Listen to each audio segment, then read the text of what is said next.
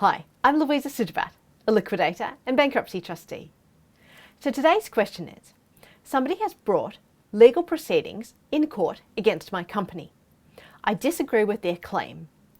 What happens also if my company doesn't have the funds or I don't want to spend the funds in fighting it? What are my options for restructuring or close down if it gets to that stage as well? So this question has a few elements to it. Firstly, there's the actual dispute about the legal claim itself. Now, this is a question for lawyers, and I highly recommend, if you don't have a lawyer at this stage and you're in this position, to get one that specializes in the area of the dispute. Now, at some stage, the lawyers do tend to give their clients cost estimates.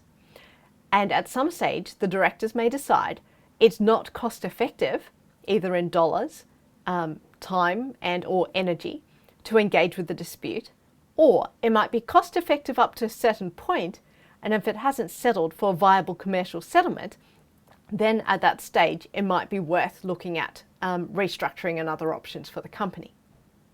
Now, one of the things that these directors might also like to consider is how much money or how much of a claim would have to be valid for their company to potentially be considered insolvent as well. So something to bear in mind, because of course, one of the director's duties for any company director is not to trade their company while it's insolvent. Now, in terms of restructuring options, these are broadly summarized as follows. The company could enter external administration, and during that process, a deed of company arrangement proposal may be put where different creditors may be proposed different settlement sums or different offer amounts to settle their debts. Now, if the creditor, that is the disputed one with the case in court, is the largest or only or, well, that's it, majority or largest or only creditor, they might not be satisfied with that if other types of negotiations to date have failed, because those options might have been already exhausted. However, if this creditor is one of a larger group of creditors, and just say those creditors are significantly larger, so that this disputed creditor is a relatively smaller percentage of the whole creditor pool of the company, this is a possibility that it could work, because the other creditors might be offered amounts that they are satisfied with in order to vote for that proposal.